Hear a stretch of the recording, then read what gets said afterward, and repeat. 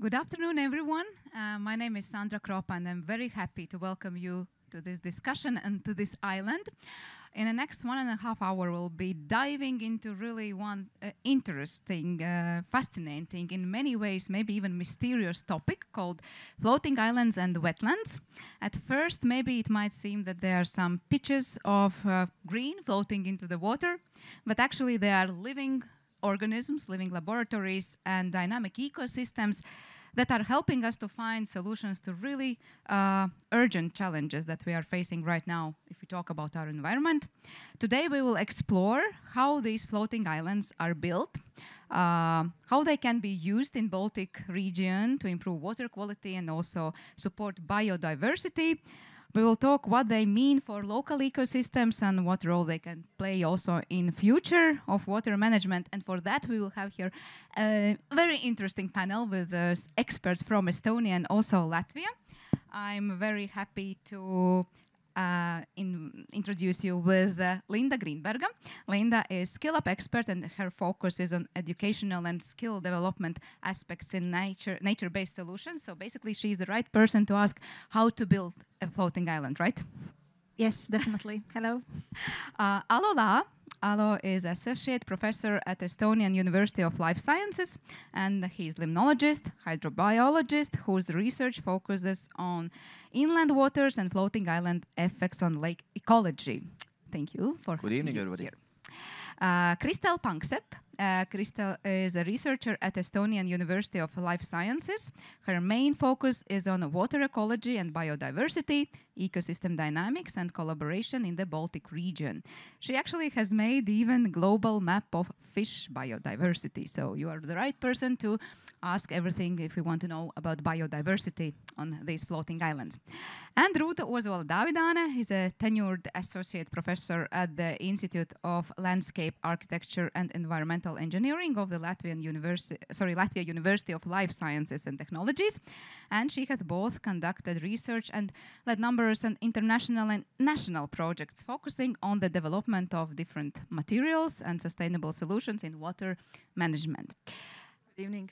Hello, everyone. So I would like also invite you to be active in our Slido platform. You probably see already, or later we'll see on the screen, the passcode, what you need to put when you open the slido.com platform. And there will be few questions during our discussion where we will ask you to please share your opinion and your point of view. But first, before we start to talk about floating islands, I would like to ask audience right here, just raise your hands. Have you ever heard of floating islands before? Yes, yes, yes. So actually quite a lot, but few maybe doesn't know what we are talking here about. But first, maybe we would ask you to explain us in very simple and maybe illustrative way what exactly are floating islands and wetlands. Kristel, I will start with you. Hello. Sorry. Yeah. Hello, everybody. Floating islands and wetlands are like floating islands are mainly artificial constructs that can be used in the water bodies to support biodiversity and also to help to improve the water quality, especially if we see that we have problems with water quality in the lakes or ponds. Then these artificial islands, floating islands, can help us to improve it, and it will support the local biodiversity for the birds, for the amphibians. Also, it can support biodiversity in the water for the fishes who can live under the floating islands. And of course, the main idea would be to improve the water quality. But we can compare it like a big house where everyone lives like under, or I don't know, the first, second floor, or like city, or I don't know, some kind of bigger. I think it's even like a city or bigger, because the creatures that we can see, like birds or amphibians or fish, but there is a high diversity of microorganisms as well that they play very important role also in these constructions and also improving the system. Yeah, I know you want to add something about describing this ecosystems, dynamic ecosystems, how they look like? Oh, it's really complicated to say because every single floating island can form absolutely different ecosystem. It really depends which is the environment you're introducing it. So if, for example, if you want to have it in the city to have more life close by, which people can see, and then the lake itself or the pond or whatever other water body does not need to be contaminated. So you don't even need to form that your island will support somehow the ecosystem to improve somehow. But you really bring them the island there that people would have more life for them surrounding. At the same time, of course, everything what Kristel said is true as well. We can use them to support the ecosystem in that manner as well, that it will help to improve the quality of the ecosystem, for example, the water body itself as well. But there are so many different options all around the globe we can find. Yeah, and those are even ancient things. Many people were building floating islands thousands of years ago just to be a kind of new environment for them, to be away from the mainland, which could be too violent for them. Let's say that there were a lot of beasts who were kind of disturbing people, so people could move to those floating islands and form their own new habitats there as well. So it's only the sky is the limit. I mean, we can really go everywhere with that. So it's nothing new, actually, right? Civilization already knew this approach. But Linda, how it is to build a floating island now, if you see that already in ancient times people were doing it? Is this something that you can learn from those times? Yes, I would even take a step back, and I would say that every biological water treatment system is kind of separate ecosystem because all the microorganisms are living there, and even not dependent on what exactly method we use. Anyway, we are counting on those bacteria and those microorganisms to do their life and to treat our water.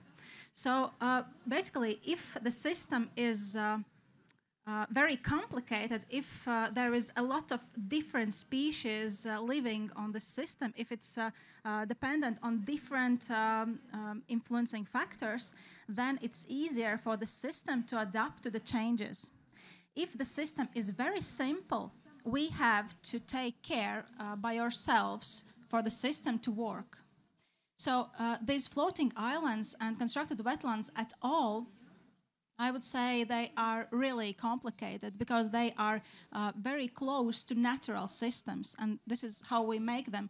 And it means if they are that complicated, then it's more easy for those systems to adapt to different changes, to different flotations or any other things that we can't really predict. So we don't have to really take care every minute for the system to work. It will adapt to the natural conditions and it will work. So you just create and then leave it in the nature?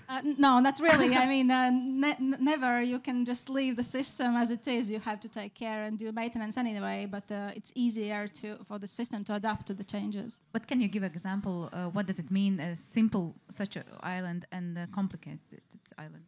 Simple system, I would say that, for example, wastewater treatment system with activated sludge would be only one kind, not one, but only small kind of bacteria species. So we have to take care of them. We have to give them constantly the oxygen and everything. But for this floating island, it's close to natural system. How big they can be, these islands? Are there restrictions? How small or big you can create these islands? Start, Linda, maybe with you as a person who is involved in creating, and then maybe biologists can join. The size depends firstly on the size of the lake, because we can't cover every inch of water with floating islands, of course. But the next thing is we have to, if this floating island is meant to treat the water, then we have to calculate the efficiency and the size of the wetland depending on the water quality in the lake. Alo and Kristel, could you give us some examples as well on size? Yeah, I mean, mostly Linda covered everything from that point of view, that it really depends on the size of the environment you want to install it. But at the same time, you know, you don't need to have one big one. You can have several small ones as well. It's really what do you want to achieve. I mean, if you wanna, let's say, give a biodiversity hotspots for different type of living organisms who don't want to live close to each other, then many small ones could be even the better option then. So very, very wide ranges of options. So you can even make a network of such kind of small islands in one lake. Yeah, that would be even more beautiful, I would say. Kristel, about the biodiversity, if we talk, what's the best option for biodiversity, and what actually are the example of such species we can see on such islands? I think the most visible creatures for local people to see that we can see the improvement are probably birds. That floating islands are providing them nesting places and also secure places from the predators. But I think from the biodiversity point of view, I would agree with Alo that several smaller islands across the water body would be beneficial. But I think, biodiversity will benefit definitely. And if we don't consider only the visible biodiversity, but also the microbiodiversity, then the wider is the habitat, and the more different the habitat is, the wider is the biodiversity, and the different niches will be covered by different species and organisms. So, yeah, more smaller ones I would, suggest. So you wouldn't call one ambassador of such a biodiversity, so I don't know, bird or other organism. There are many that maybe even we don't see with our own eyes. Yeah, and then in many cases, the biodiversity that we cannot see can play even more important role concerning to the water quality, for example. And then there are different measurement methods how to also measure the biodiversity that we cannot see exactly. So maybe, Rūta, now you can switch as well to our discussion and tell us more why these floating islands are so good for water management and why they are helping to increase quality of water. Yes, actually we have one of the project that we are also discussing. It is Interreg Estonia-Latvia cooperation project, and it's only now starting, and we actually are discussing different kind of floating island options also with Linda together. And one of our idea is to create it's like floating island, but beneath the floating island install natural type materials that can attract, for example, phosphorus, which is one of the main nutrients why there is eutrophication and the water is in green color, as this pond, for example. And in this project, we are also trying to recover this mineral materials afterwards, or this phosphorus recover and recycle in municipalities. And actually, one of the pilot places will be Cēsis. So we will also, not in this pond, but a little bit outside Cēsis, we will install also a floating island type of prototype. And beneath it, there will be this mineral type of material, which is natural origin. And it will attract the phosphorus, and then afterward we will recycle it for the greenery purposes, because phosphorus is also one of the main nutrients for the plants. So we will recycle the phosphorus overall. So actually, you want to maybe I can just add, there can be a different technical modifications, I would say, because in one project we are creating like really floating constructed wetland, even I would call it like that, because we are counting on bacterial activities in the root system, which is emergent into the water. But in this project, we can use even this type of ponton or whatever just to add to that something whatever floating structure, this kind of material that Rūta is describing. Yes, actually we could put this material under our stage and also recover or remove this phosphorus and increase the quality of the water like by that. Yeah. So we have actually different kind of crazy ideas. One of the idea was to put these mineral materials under swan house.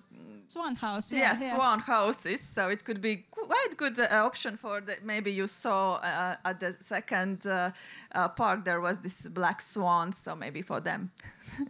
How far we are now with these floating islands? Like in reality already now you are talking about the prototypes or some kind of ideas, but is it something that still we are waiting and someday we will see? Or there are already places in Latvia, you mentioned your thesis as well, where we can go and see already like working floating islands? Actually, I haven't seen in Latvia places like that. So our prototype will be ready next year. So we will see the next year them. But yeah, maybe colleagues can comment. Yes, but in Biofloat, we are on the way now. We are on the way to create those prototypes and to let them in to try on. Okay, so yeah, there are a couple of them are available already in Estonia, in Rakvere city, for example. They're already working, yeah? They are already working for kind of 2-3 years easily, maybe even more. But and there is a kind of many small ones. What was their decisions, because this is a city bonds and they could not build one big one there. So it's many small ones there, and they are. Working efficiently. We have been able to see them with the project partners all together there as well. But there are actually some other examples from the earlier times. We had university where I'm working was trying to, if people are remembering, in the beginning of 2000s, European Union came with a law that all the old landfills should be closed and build the new ones, which would fill the proper requirements of the nature in case of having a clean nature as well. So many of those landfills had ponds close by which were super polluted. In Estonia, in one of those ponds, my university colleagues were building a floating island just to restore this landfill. And there are many other options, similar examples actually in Latvia and Lithuania as well, which were made really first kind of super simple ones. Those were not meant to be there for a long time, so they really wanted to see the quick effect of the cleaning in those days. But yeah, there are many options. Kristel, wanted you to say as well something about existing ones in Estonia? Yeah, I wanted to mention the same that Alo already mentioned that are installed in Rakvere. Okay. So now let's switch to our audience, and I would like to ask you a few questions. And the first one, please open the slido.com if you haven't opened yet.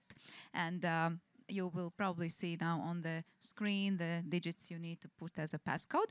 And there you will see the question, do you think nature-based solutions like floating islands could be effective in improving water quality? Let's see, what do you think? Are you completely unsure about that or not really? Maybe you think it's possible, but maybe you are completely convinced that definitely there are very good idea how to improve water quality. So let us know, what do you think? So we see already that the biggest part of you think maybe, definitely as well. So very positive and optimistic point of view. See that definitely, 50-50 right now. Why definitely, why maybe? What are concerns? Will be interesting to know. Let's wait just a bit more.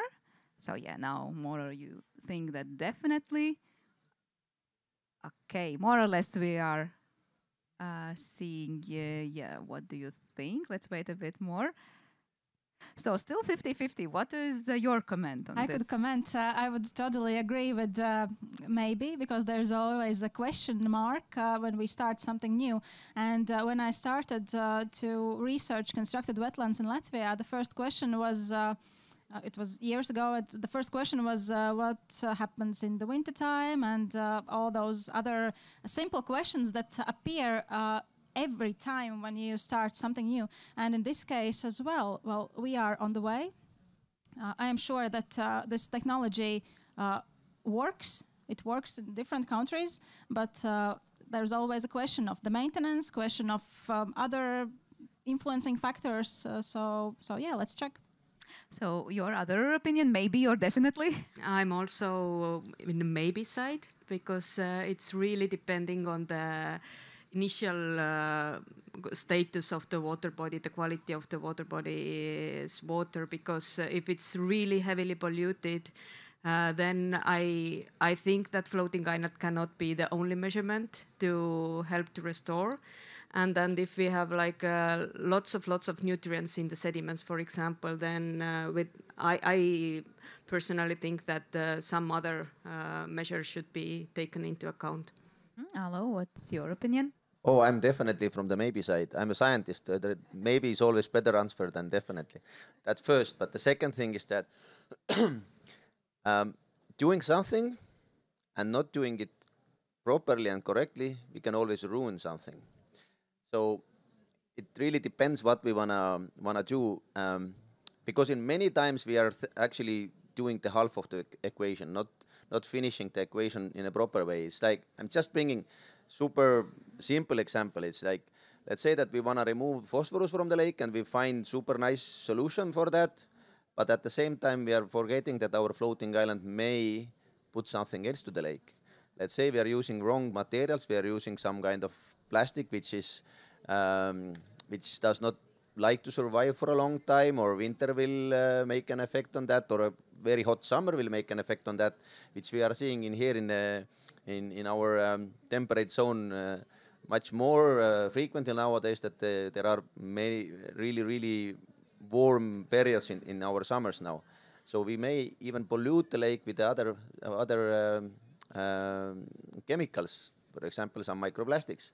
So you need to be in the right way since the beginning and until the end of the formula. That's my point. You can't do something about the materials, for example, that you find already some kind of material that won't create new problems, or it's not so easy. No, I mean, my point was just, you have to be smart doing the things. We do a lot of things without thinking it through fully.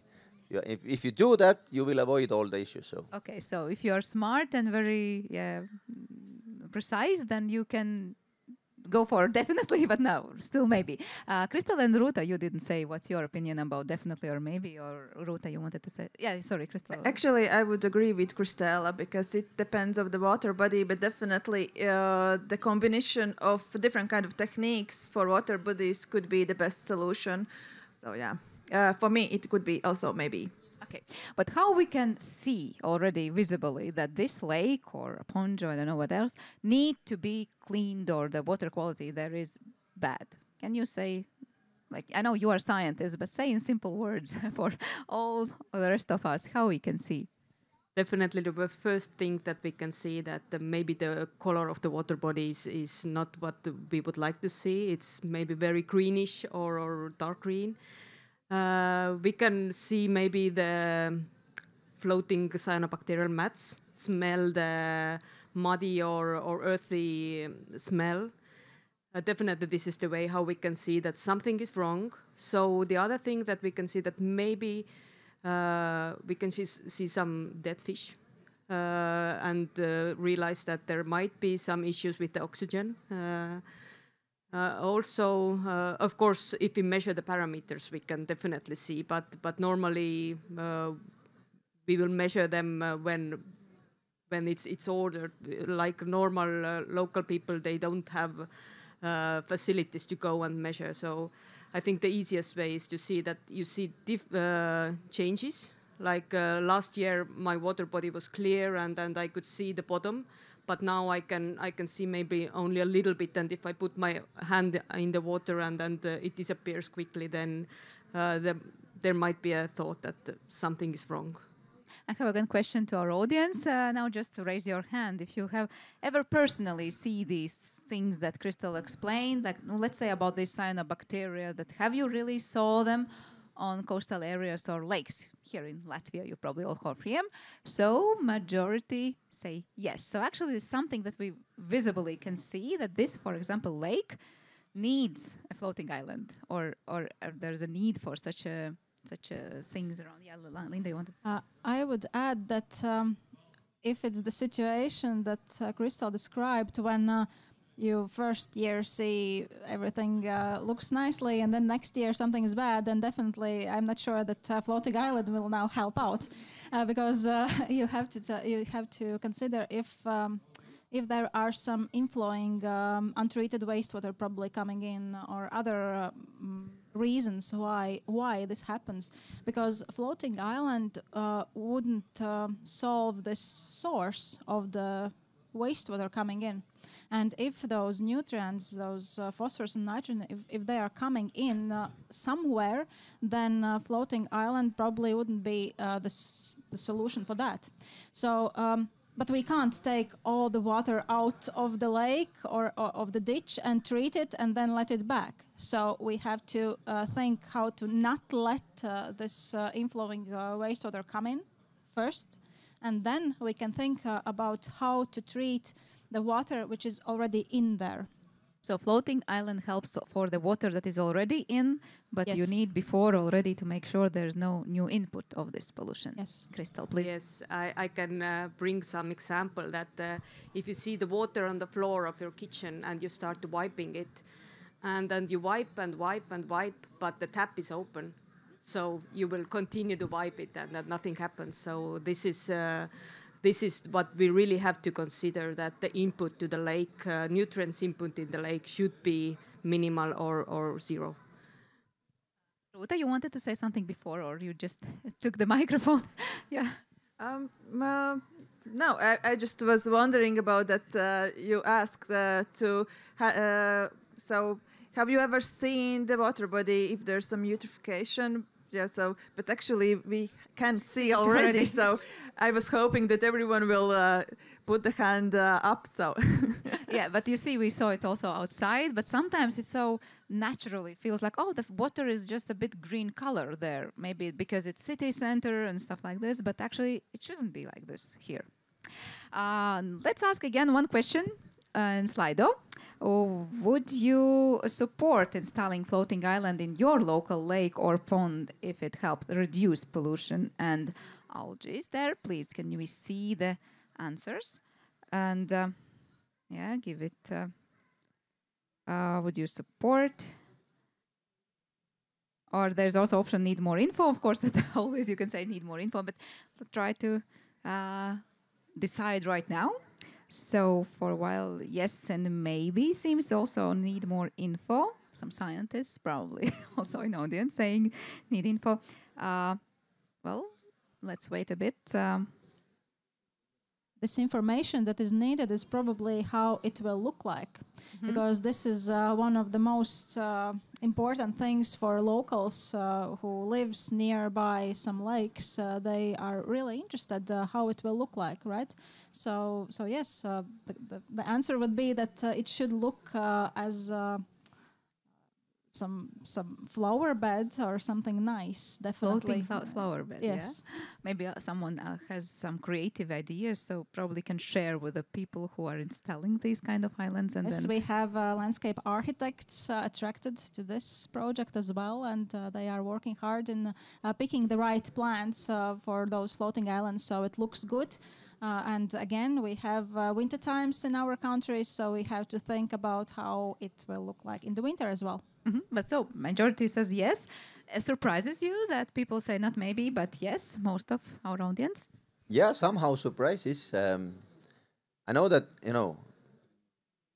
most probably people who reacted super quickly and said yes did not think it through again.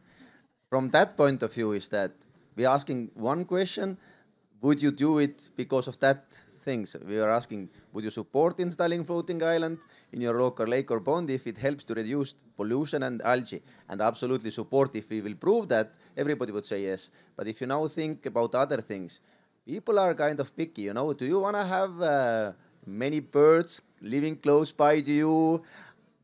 I'm just bringing this an example because in one of those Estonian lakes we are currently starting to build a floating island as a natural island as well already, and those natural islands are full of birds who are making a lot of noise and destroying people's houses because they need to release what they have eaten as well. So it may happen that there will be more birds which people don't like there. So it's always complicated. I mean, in case of this question, yes. In case of thinking other solutions or other problems it may happen, you never know. So you always need to think it through smartly. So Linda? I can add that we tried the first prototype in the biofloat project already in our open water constructed wetland. It's like a lake, but yes, the evidence of the birds was already there for I don't know, after a week when we just floated in without even any plants on it, really. So birds really loved it because they are safe there. No hunters, so they can live there easily and nest and do everything what they like. Yeah. So it seems we need to ask again, do you change your mind right after this explanation? Rūta, you wanted to say? Yeah, actually, I'm not surprised about the answer, yes, because in our project, we have in Castro municipality, maybe you know, we will so also build something floating with these mineral materials in Vonu Lake. And actually, in this small municipality, locals are very open. They are like, we are waiting when you will come sooner. So we are really excited. And maybe because, as colleague already said, maybe because they don't think forward about this bird thing or something like that. But yeah, they are really open. So I'm not surprised about the answer. Bird watching is a privilege. It's a plus, not a minus. Yes, actually, that was also that in this municipality, a lot of people are watching birds, and so actually, the bird watching could be like the plus for them. But okay, if this island is, for example, in some lake in municipality or city center, but if it's such a structure goes to private territory, for example, your personal, I don't know, house or whatever. Do they need to take care some kind of, I don't know, about this island? You said at the beginning, it's not like you build and you just leave, but at the same time, well, it's not like you're having pet at home, right? So what people need to be aware if they're saying yes for their really private territory that they're taking, if they have some pond or lake, what does it mean for them?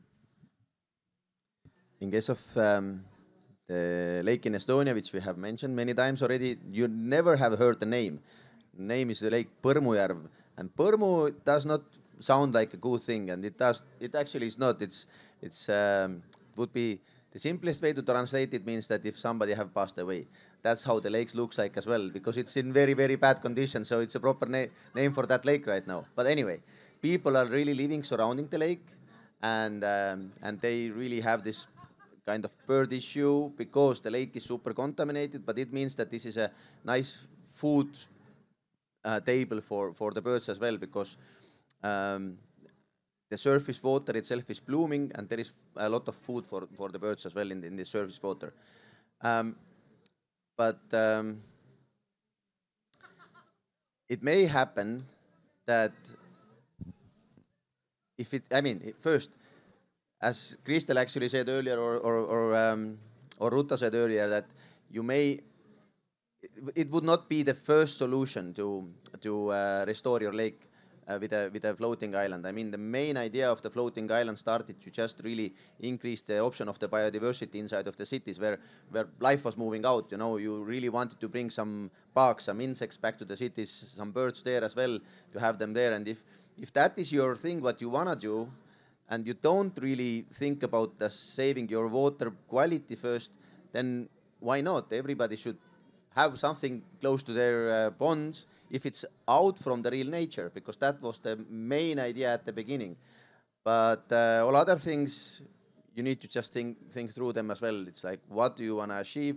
Do you really want to improve the quality? Or maybe you even don't want to improve the quality. It's like we were talking earlier about the visual things, how you can see that your lake is not in the good conditions anymore. Let's now talk about one thing which is not the visual.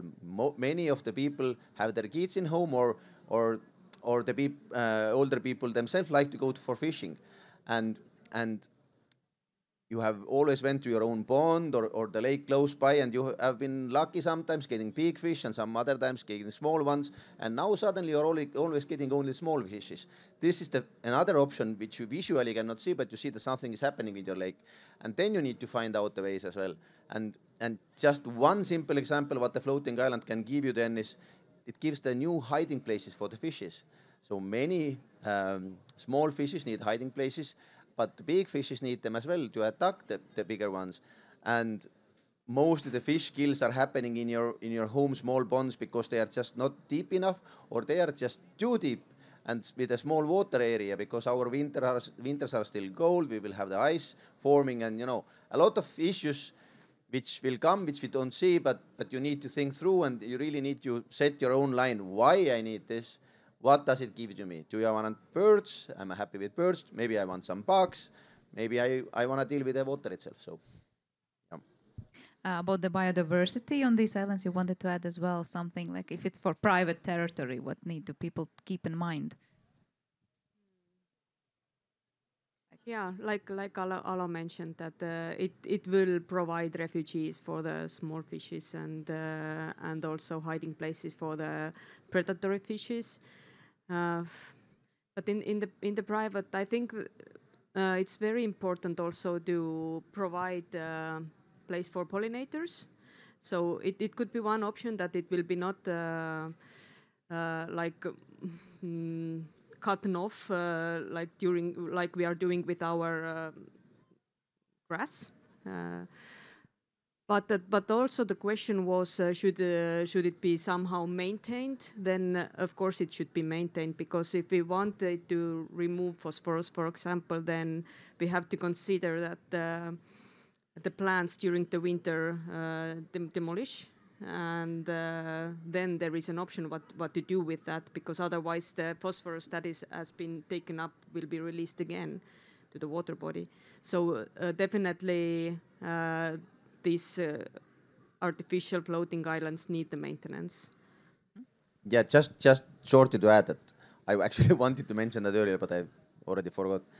But in case of if you really want to take the biomass out from your lake, I mean the phosphorus out from your lake somehow, then you definitely need to cut the plants.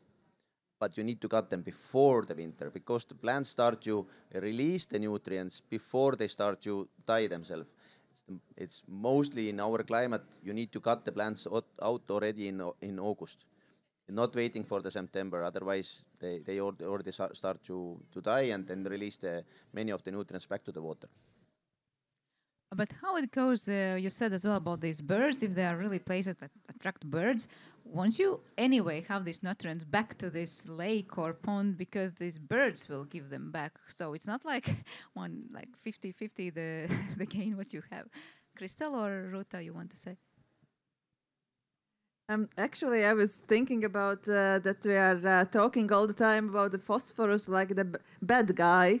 So as polluter, but actually phosphorus has these two sides. From one side, it is polluter and we need to remove it. But from another side, phosphorus actually is critical raw material in EU. And what does it mean? It means that resources for phosphorus in EU we don't have. We have outside EU countries. And we are buying phosphorus and phosphorus rock. So actually our important rate is 80 to 100%. And because of that, this is critical raw material. And yeah, you can also see the slide with the phosphorus rock prices. And because of that we are so independent of countries that is outside EU. We are buying phosphorus and from outside EU countries, and mainly because of that, the price fluctuates due to political situation. And you can see also in the picture, the latest peak is due to Russia war in Ukraine, and because of that, the prices went up. And phosphorus mainly is in Russia, Kazakhstan. Also, the biggest amount is Morocco. So So, and phosphorus is not only used for the plants. Actually, it is very useful for different kind of industries and industries that is related to alternative energy ways. And also in our mobile phones, there is phosphorus. So actually, it is critical material for different kind of industries. Yeah. So that's like the second side of the phosphorus. So this is a solution how you don't let them go waste, I to say. Yes. You just collect it back and use it in the smart way, Yes, right? that's why I was talking about these mineral materials that we catch the phosphorus from the water when he pollutes it and then take it out and use it in the ground for the flowers, for example, when where you need this material as fertilizer. So yeah, you reuse this material. So this is about that. Yeah. So you said why phosphorus is also good and why we need it. Yeah, and actually, if I may, phosphorus also is quite good for our teeth, and it is also in our DNA structure. So actually, phosphorus is everywhere. Yeah, the question probably is the amount and where it is. Yeah, definitely, yes. So, but how about these birds? I asked you this question, is it like concerning like you create a place which attracts birds, you want to get more nutrients back to the lake you are cleaning at the end? So mass calculations or something, I don't know. I mean, it really depends how many you have them there. I mean, the island itself needs a fertilization also from the top, not only from the below. I mean, from the lake. So it may be super helpful for the island as well from the top part. But of course, if it will happen that you will have a huge amount of birds, which I think that will not happen, because you need to have a huge amount of territory for a huge amount of birds. So those are not the really things for the island.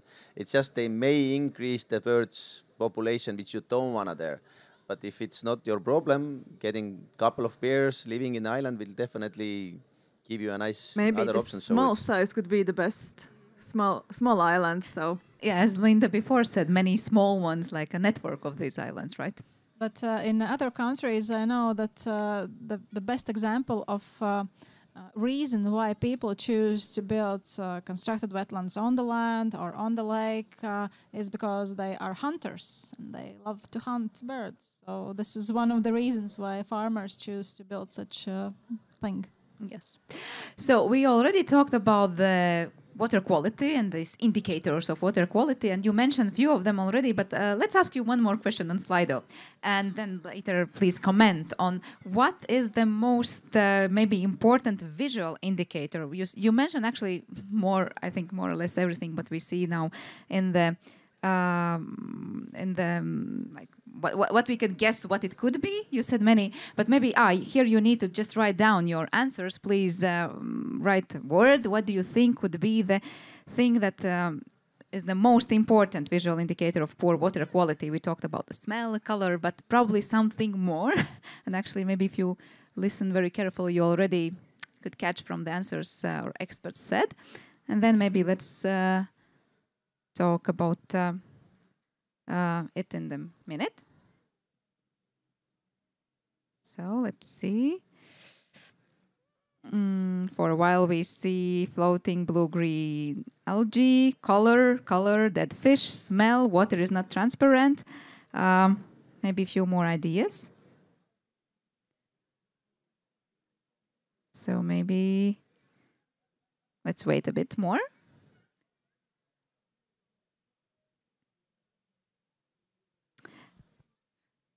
So it seems that vegetation comes still in. What you would call the most important thing? Of course, we will maybe first see this color or feel the smell, but is this really the most important thing? And what says like with this water body something is not okay? I want to say it before you, because I know where you are going to lead us now. I just want to make one comment, because we had this answer there. This was a floating blue-green algae. They are not floating anymore. I mean, they are still floating there, yeah, but they are dead. This is what comes to the surface of the water, is that this is a dead cells already. And now I give floor to her. Yeah, no, not always.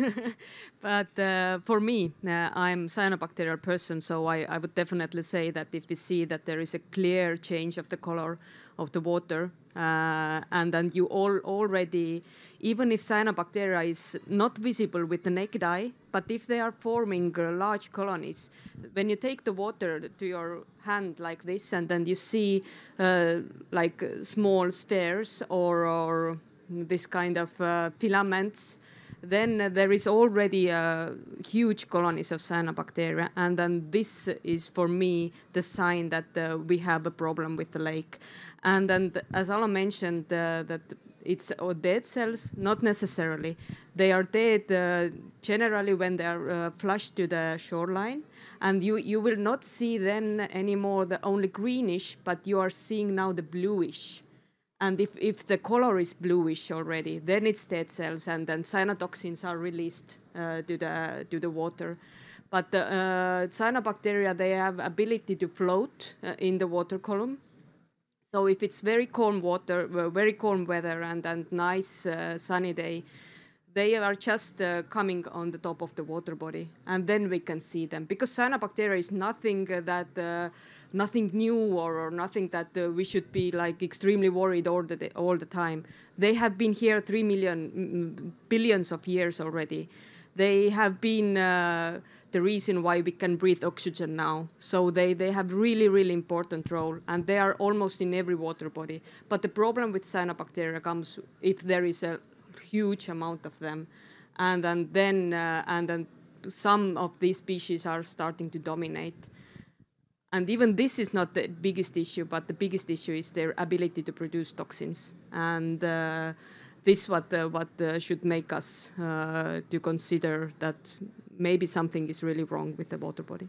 Yeah, and you should say that not all of them are producing toxins. So it's like many times we are getting from the popular news that the cyanobacteria are blooming. Be careful, don't go there, avoid all of this.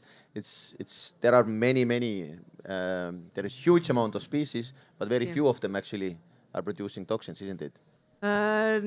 We cannot say that very few of them, but of course there are like more common species or genuses that are producing toxins.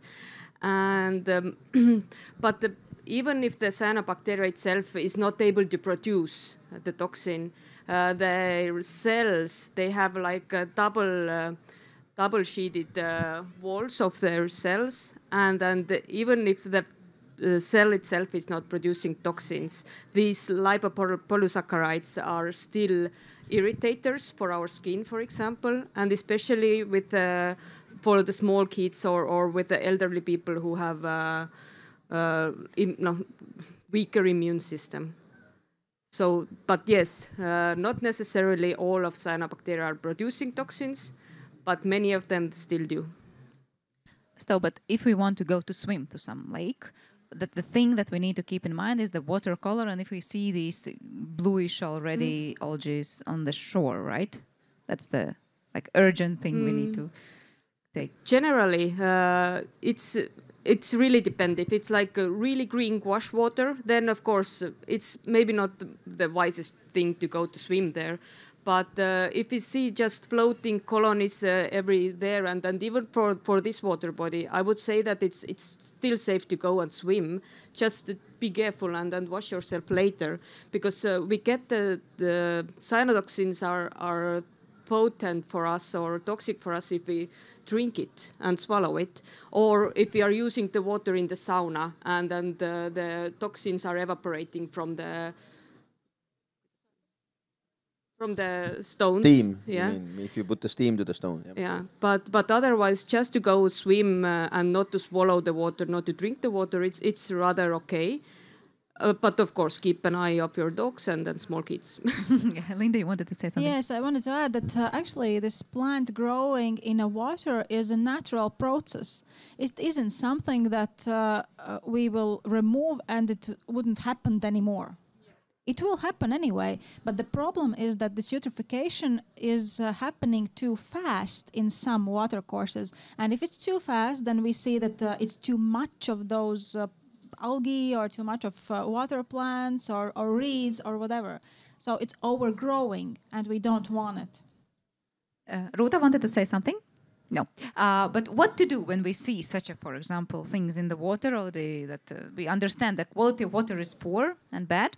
Now I will ask you what we need to do, but before I need to ask you what you would do. Please open as well Slido and answer the question. If you live near a lake and have concerns about water quality, what would you most likely to do? And let us know your ideas, opinion.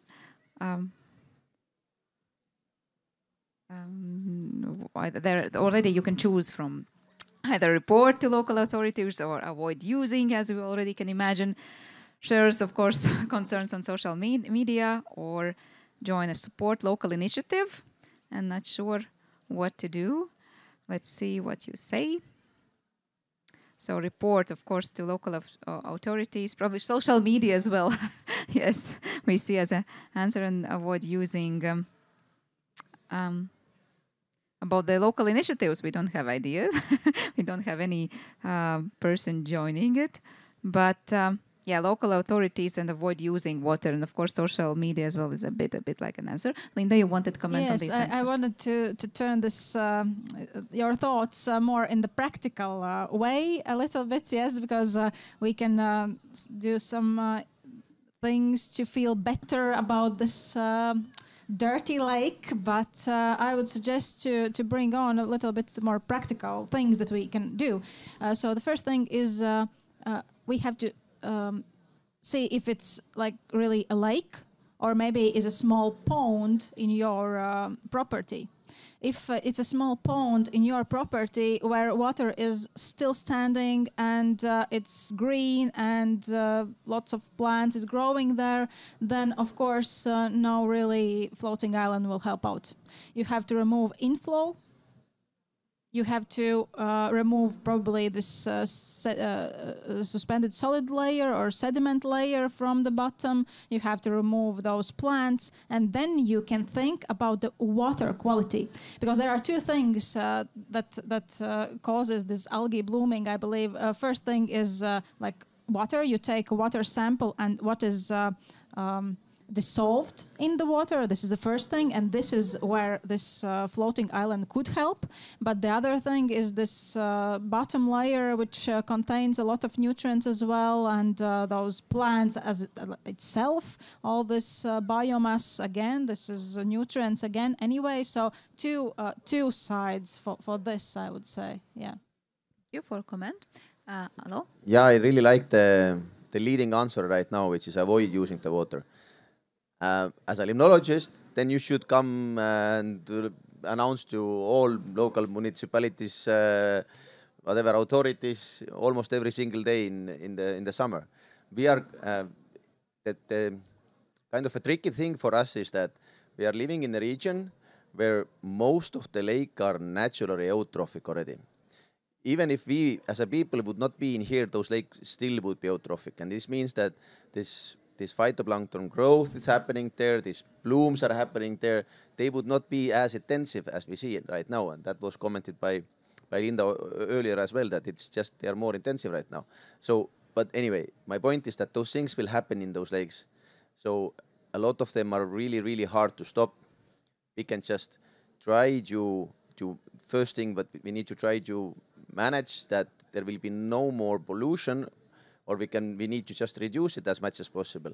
And if we will stop the pollution, then we can start to think how we can improve the situation. So running and saying to everybody that, oh, my lake is in bad conditions today, this will never help. We need to find what is causing this and how we can stop this pollution somehow.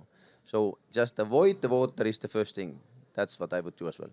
Linda, I would comment maybe this avoiding the drinking this water directly would be the best thing to do. Of course, don't drink it, but maybe you probably we think mostly about, I don't know, swimming, or I don't know, using in garden or something like this. Probably not drinking it from the lake directly.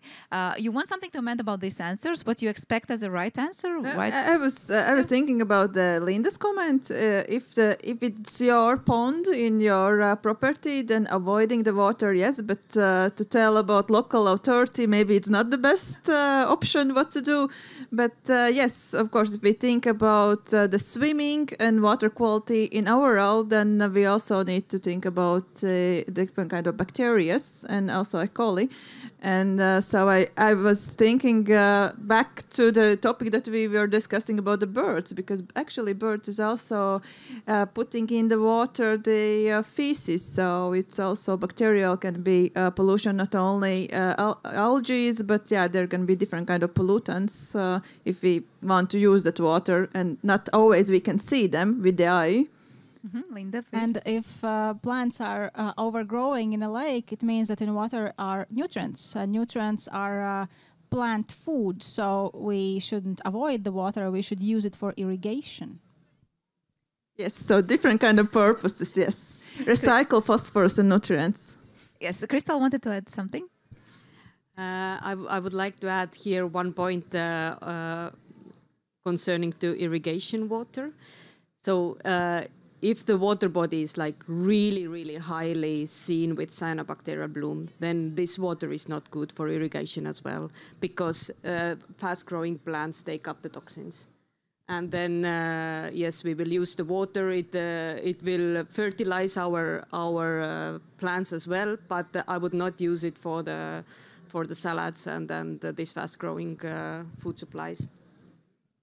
So, Rūta, before you mentioned about this phosphorus, that we can actually take it out from the place where we don't need it and use it where we need it. And that's why the last question on Slido, I would ask you all now, how long do you think are global phosphorus reserves estimated to last at current use rates?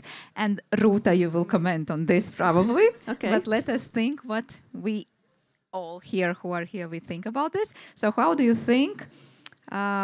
for how long time we are still having phosphorus reserves?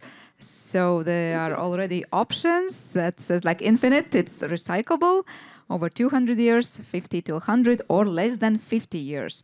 Well, let's see, what do you think? And you think then less than 50 years? Yeah, over 200, so again, 50 and 50 till 100. Are we close to the right answer here? It depends. Actually, if we look about the phosphorus in overall, it is a similar situation as with the oil. So actually, we are depleting. This resource can be depleted. And we cannot substitute this element with other elements. So if we run out of phosphorus, we don't have any alternative. So it is quite crucial to talk about that. And for the latest data, we have around 300 years still phosphorus. So yeah, you can show the slide. I think I had about this depletion, yeah. But yes, so the previous one, I think. Yeah. But yes, so that's why actually the color one, yeah, this one, yeah, perfect. So yeah, about the phosphorus. So because of that we are depleting the resources, and we need crucial this phosphorus not only for fertilizers but for different kind of industries, as I said previous time. The different kind of projects, as already I mentioned, and different kind of activities has started to recycle phosphorus and to take out the phosphorus from waste streams and reuse it as material and as a critical material that it is. So, and this picture you can see the prediction. This is the previous data that it will be. So, few years ago, the prediction was 100 years, and then we will run out of phosphorus. But the newest prediction is 300 years. So, we found new resources. But nevertheless, of course, the topicality to reuse this different kind of waste streams and take out the phosphorus, for example, for the wastewaters as well, because one of the main polluters is wastewaters, and as well as agricultural runoff. And I think also Linda has different kind of experience to decrease nutrients and agricultural runoff, and she has already demonstration site in Jelgava. So so different kind of activities like that can recycle or recover phosphorus. But mainly the main phosphorus recovery or recycling is from wastewaters and reusing, for example, sludge or sewage sludge ash. So it's a very topical technology.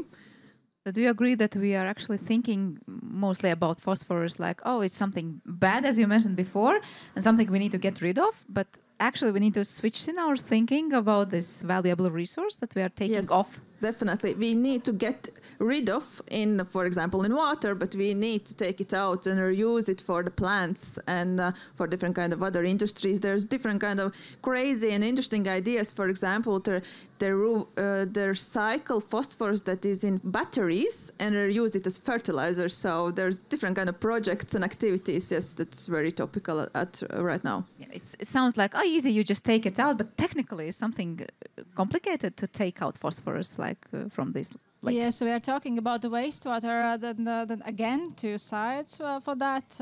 Now it's very important, at least in Latvia, to take care of wastewater treatment in the simple level at first, because we have a lot of problems with small treatment systems and private treatment systems, because I would call it like a pet. If someone buys in your private house a industrial biological treatment system, you have to take care about it as it would be aquarium. Because those bacteria that are living there in this treatment system, they need to breathe, they need to eat. And those are two simple things that any animal would need. Of course, you don't have to take care of it like it would be a dog to take it out or something, but still you have to take care that the oxygen is all the time there, that the food for the bacteria is all the time there. So that's why I initially really liked the idea of constructed wetlands as a treatment systems for different kind of wastewaters, because they are more close to natural, as I already said, that they are taking care of themselves better than industrial treatment systems. And it means that we have to take care about it, but not that often, and it's not that hard, probably. You don't need that much technical knowledge to take care of the constructed wetland, and it doesn't matter if it's floating or it's on the ground.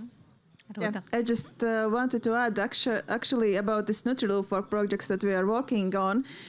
We have developed and also in University of Latvia we have, you can leave this slide.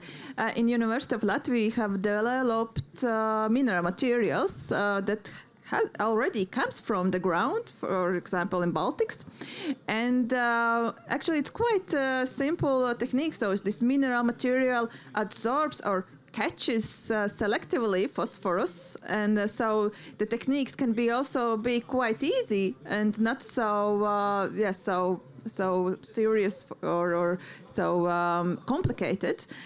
So this actually is our project. I think the plus that it is quite simple technology. This materials that can catch the phosphorus and then leave it out for the plants. And in this picture you can also up there you can see one of the idea that I was mentioning, that beneath the swan house there is this cartridges with filter materials that we can take it out after a few years and just replace it. So also the maintenance could be quite easy, and then you can take out saturated with phosphorus and use it for example for the flower beds or flowering plants. And in this project we also have 3 pilot sites, and one will be also in CES and one also will be in Estonia. So that's next year. You mentioned. This will be next year. At this point we are brainstorming different kind of ideas. There will be different solutions, definitely, not only floating objects. Sounds interesting. Kristel wanted to say something about what you heard? No.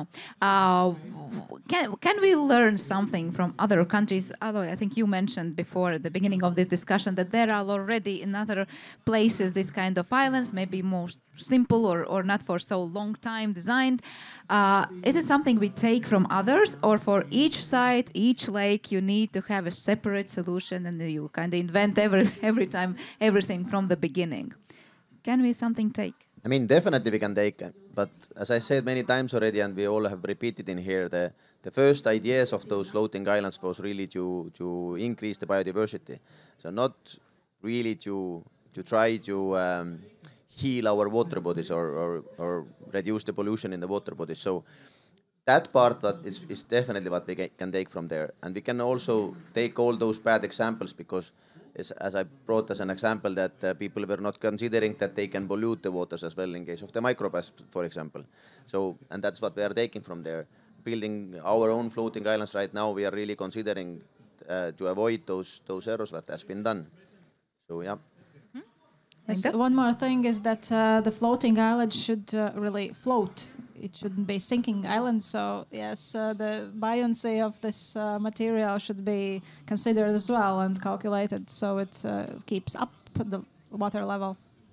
I just wanted to add, if we think about the solutions for water bodies, I think the most important is to reduce the source for the pollution. And if it's wastewater treatment, one point source, that maybe we could treat more the wastewater effluents, or we can use also filter materials at the end.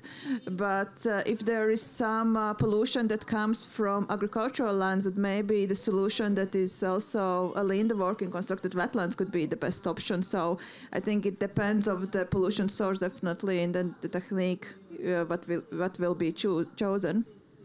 Kristel, you have any ideas about how to attract biodiversity on these islands? Maybe more examples and lessons you can learn from other countries. I think maybe the plants that we are going to use. Of course, it's quite good to use the same plants that the water body already has near the shores, but to attract maybe more pollinators or other insects, maybe it's reasonable to add maybe some extra. And I think that this biofloat project that we have, it's really interesting case study, at least for all of us.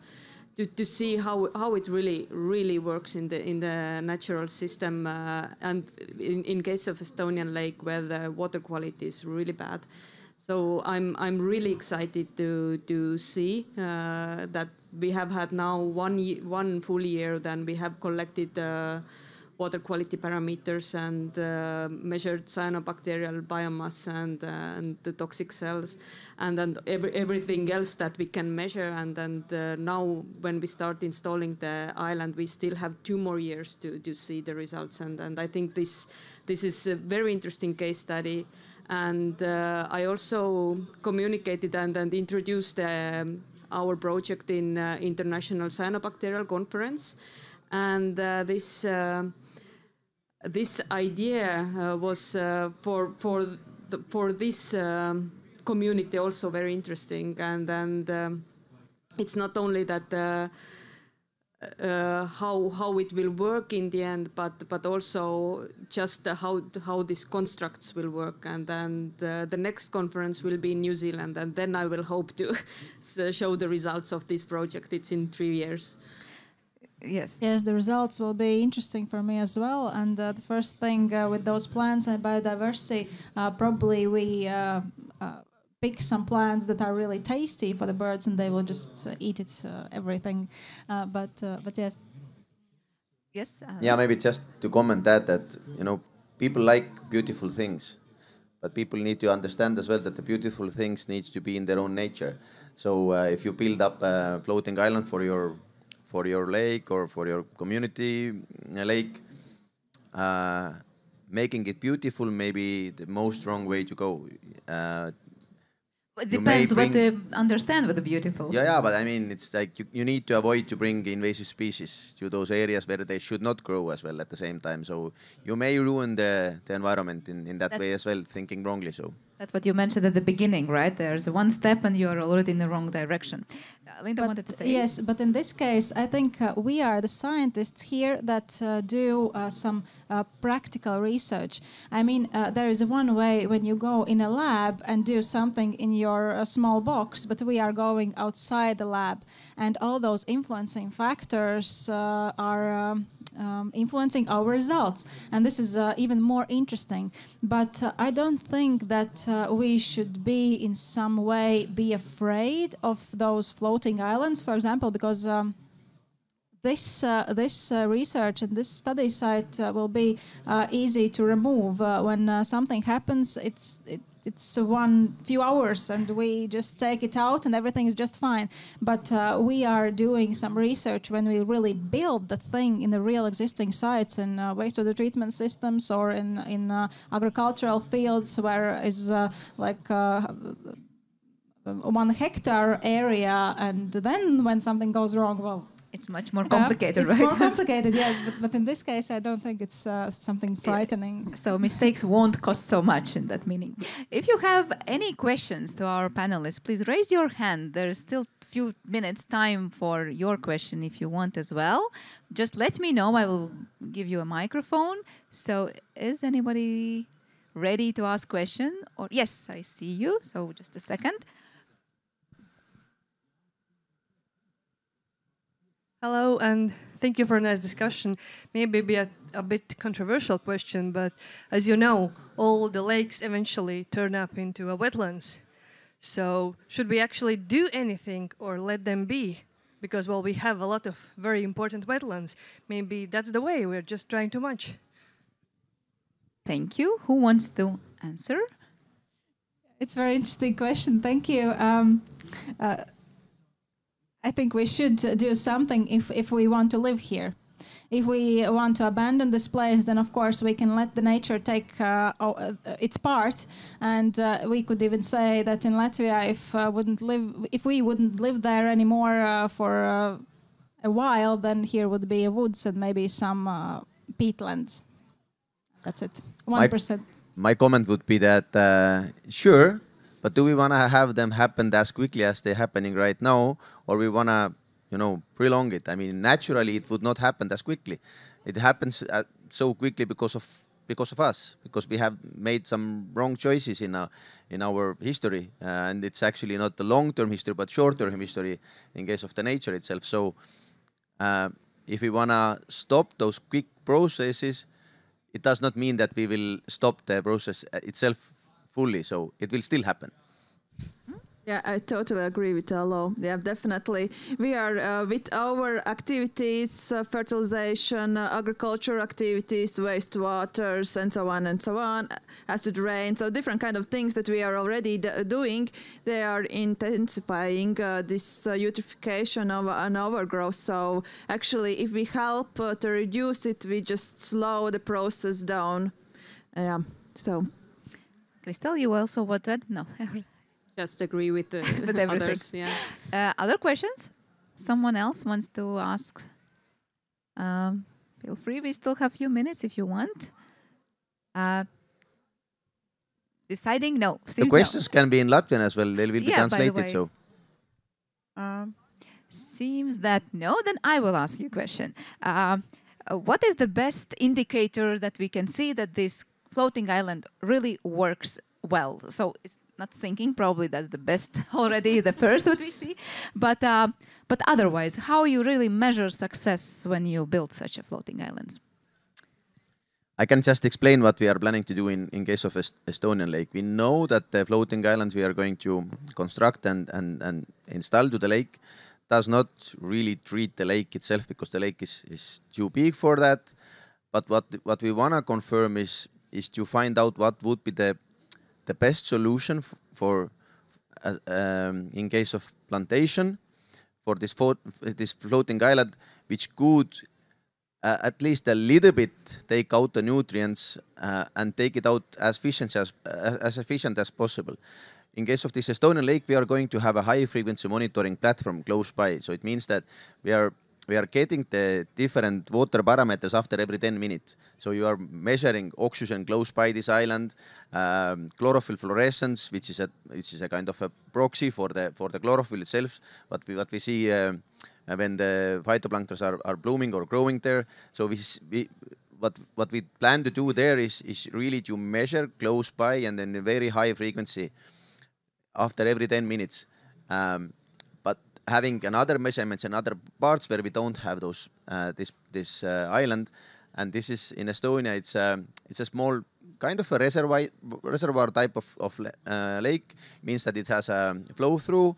So we know that in the upper part of this island there should not be changes because of the island, and it should be only in the downflow. So that's where we are going to measure and see does the effect really happens or not. Kristel, you add something more for your measurement system? Yeah, and then maybe we can get some feedback from the local community when they really see that maybe water is more transparent, and yeah, I think these small visible changes that local who are living their daily basis, they can give some feedback and let us know. Yeah, and for our project, we will also, of course, measure different kind of parameters in the water. But one of the parameters we will measure is also the phosphorus concentration in this mineral material. So this will be also one of the things that we will do. So, but yeah, I totally agree with colleagues. But with floating islands, I would say that the vegetation, if it's really like blue-green, if it really grows, then it has to be taken out some nutrients, so something is less in the water. Right? Yes. Alo, you wanted to add something? Yeah, I just wanted to add something that we haven't really discussed today is that in most of the cases, and I'm rather sure that even in this lake, we see that the water is somehow blooming. There is definitely more phytoplanktons than it should be. We may not anymore send any pollution to this lake, but the pollution is here historically in the sediments already, and so we haven't really talked about the sediments. So if you stop the pollution, it does not mean that you will get rid of the phosphorus and nitrogen in the lake. It's still there, but it's stored in the sediments, and we are lowlands. All our Baltic countries are in a low sea level, so it means that the wind is really affecting all of our lakes, and then there's kind of almost a constant resuspension of the sediments. So we are washing out these nutrients from the sediments, and that is the reason why they're always in the water column.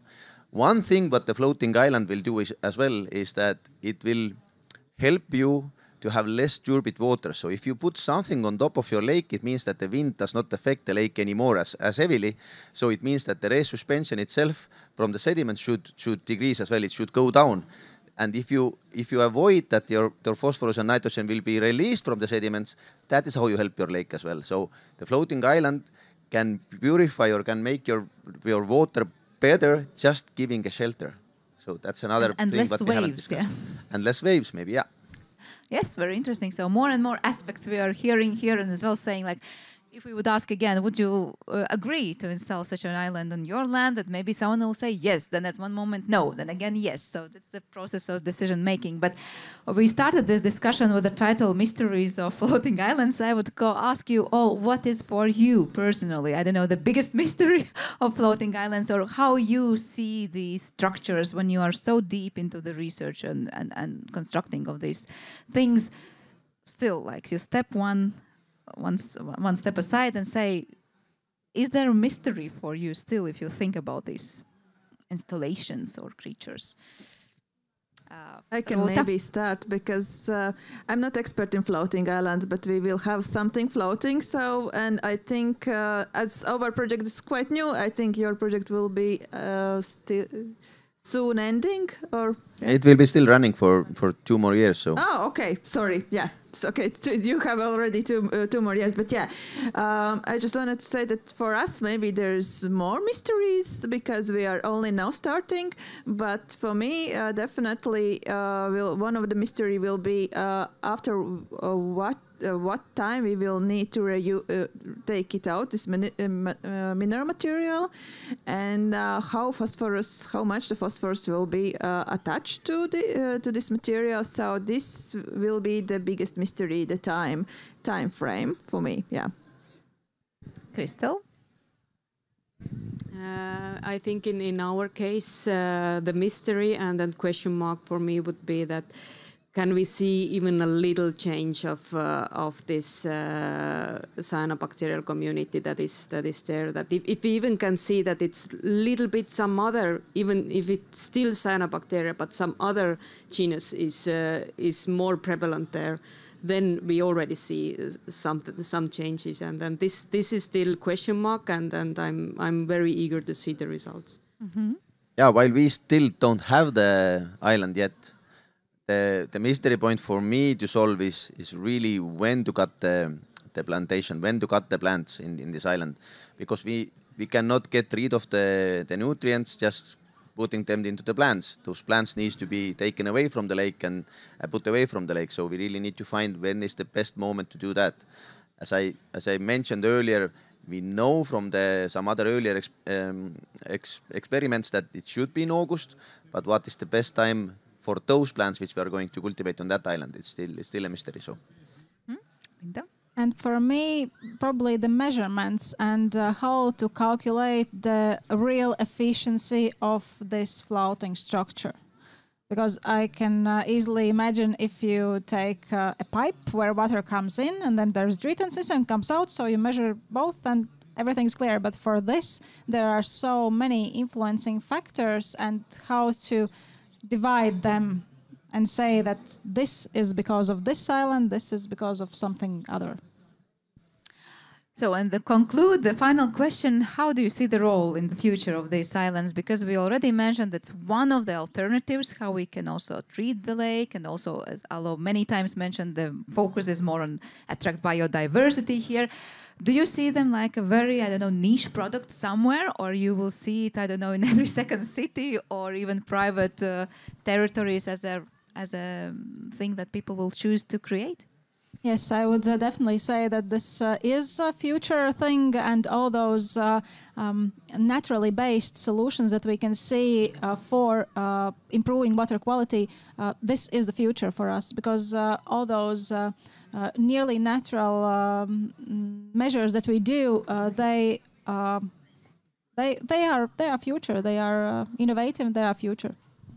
Hello, Yeah, I absolutely agree. I mean, the population of our Earth is growing so quickly that we are losing the nature. Even though we are living in super lucky areas right now, we don't almost see it.